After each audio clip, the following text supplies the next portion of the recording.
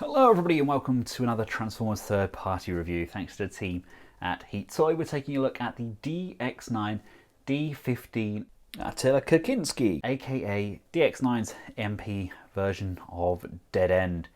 Absolutely love how this looks in its vehicle mode. Now, let's address the elephant in the room, shall we? DX9's vehicle modes are not scaled with what we have as standard MP cars, but that doesn't make them completely useless. The vehicle modes do look sensational, and they scale remarkably well with the oversized MPs. You have the likes of the Weijiang MPP10 or something similar, then these vehicles do look sensational alongside those. Actually, looking at the vehicle itself here, Dead End looks absolutely vibrant. He has his gun.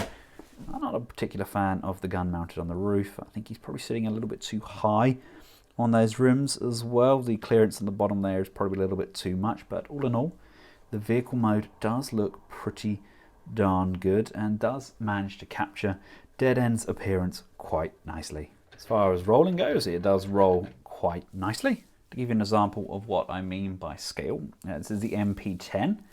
Personally, I think that obviously he is way too big to match the MP10, but then if we bring in the oversized figures, this is the oversized Model Wizard Weijiang version of Prime from the Bumblebee movie.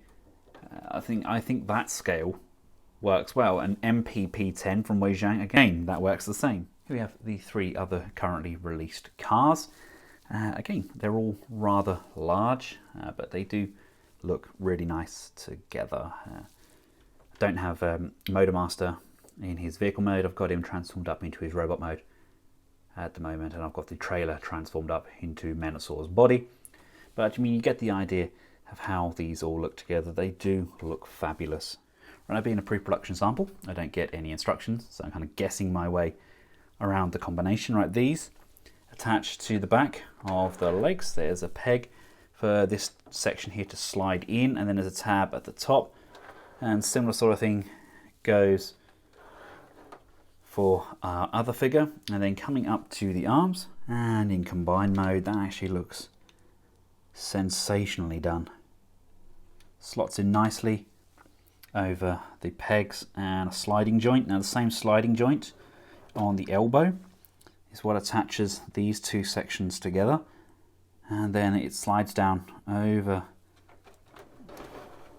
this top piece here, and then the arms just slide in to this groove here. But I think that actually looks really nicely done. Really looking forward to drag strip now. So KUKINSKI is our first arm bot to give us an idea, and I'll show you how to separate them and get those back together. And like I said, I'm working with zero instructions here, but as you can see, this tab here is what slides in on this piece here. That slides up. We can then join the cars back together. So let's just move this piece out and then slide that piece back in. And then before we slide that in, just bring the feet back down and the feet back down like this. Those are then going to slide into the torso, moving these side skirts up, and then we can push and close that door back off. And that's the tab that we use for the top of the arm. But let's get him transformed up into his robot mode. Like I said, I am very much winging this, so just pull these arms off so that the doors detach. These sections can also detach and also detach, and that allows this piece to extend. These are going to separate. The feet are going to come down, out of the way, down and out of the way. And with these open, let's move up to the top section. It's very much like what we got with their last vehicle, Wild Rider. Done pretty much the same transformation wise. So these untab from the front, untab from the front, rotate, extend. The hands can pop out like so. Undo these armpit flaps, they come down, which in turn allows us to bring these arms all the way down to the side. And as we bring this arm piece down, this here is going to tab into the wrist, and this panel here is just going to fold under, and that's going to slide over that lip and tab in like so. So that closes off, and then that tabs in. Make sure that the elbows are square. The torso panel comes down and slides into the front. The waist panel is going to rotate. These door pieces and then tab into this newly established lower torso. Just lift the armpits up so that we have space to push this back panel down, and in pushing it down we get access to the head. We can then move this up and pull and lock that into position, and then we can just bring those armpit pieces back down like so, and then fold these arms in. So again on this side, just bring that piece back, bring the arm piece back down, bring that back round, make sure that this all slides in, latches and tabs into position. Legs open up like so, and they can extend. Bring this panel up and around. That's going to come around to the inside like so, and we're going to lift this knee panel up. The tires are going to flip, bring this piece up like so. This piece here is going to come out all the way to the side. It's going to form the side of the foot, and then these are going to come around, and that's going to push and join, and then this comes out to the side like so, and that's going to form the leg. So you need to do that for this one as well. So we need to bring this panel up, bring this leg extension down. This panel is going to rotate all the way around to the inside, up and around like so. This piece is going to come up and out, allowing for this to extend. This then comes up and over, push, tab, push, extend the foot down, and then bring that shin section inwards. I want to rotate that around at the thigh. Just make sure everything is tucked in. And here we have KUKINSKI in all of his glory. Now, the DX9 figures do come across as quite slim, and I can't say I'm a huge fan of that waist joint. As you go around the back, you can see it quite visibly kind of just sitting there.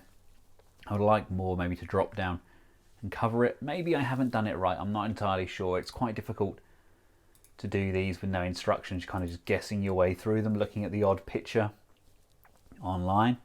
But I think that kind of looks okay, doesn't it? He does stand remarkably well. He's got a good amount of articulation. I did like how that head popped up. It's a nice little feature, and he does look very vibrant. He's just a big figure. He stands pretty much toe to toe with the Fans Toys versions.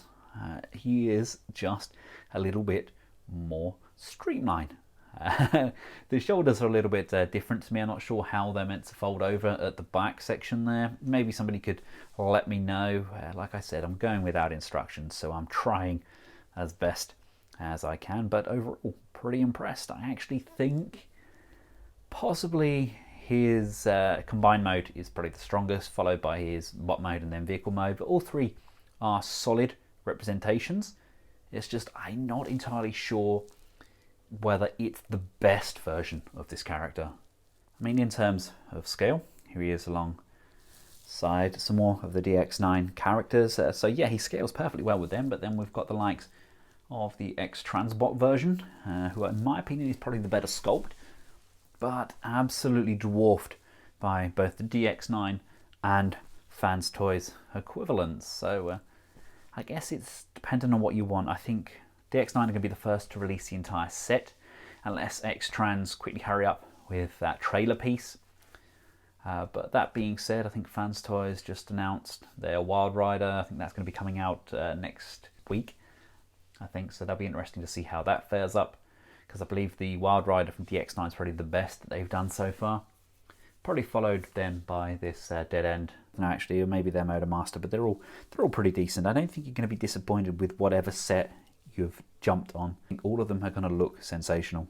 Now, articulation-wise, the head can look up and down, left and right rotation around there. Shoulders can come out to the side, come out to the front, upper bicep rotation, kind of a double bend on that elbow, rotation on the wrist, articulated fingers, but they are just pinned. We've got a waist rotation there. We do have an abdominal crunch used for that hinge that separates.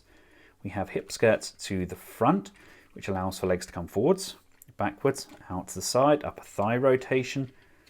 Nice bend on that knee there, and then come down to the ankles. We do have up and down on these feet, and we do have a bend on there. This is all kind of superficial because this is just one big solid lump. It's only the toe that moves, so we get a nice wide stance, but it's kind of a con a little bit because it's only that toe moving out to give the impression that the whole foot is articulated. But that being said, I mean, he does still pull off a pretty decent pose. It's a nice, big, stable figure. My real gripe with this figure is the head sculpt. It's the goggles. The goggles look like they're too high up. It actually looks like his eyes should be underneath those goggles. And then he's like, my steampunks is wearing goggles on top of his hat. But I don't know, maybe that's just me. Maybe my opinion, the goggles should be lower on the head.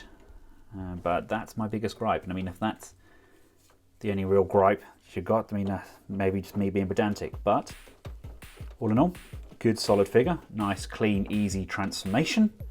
And we get a first look of what we're going to get with the arms on our Menasor. Let me know your thoughts in the comments section below. I got this from Heat Toys. I will include a link in the description below.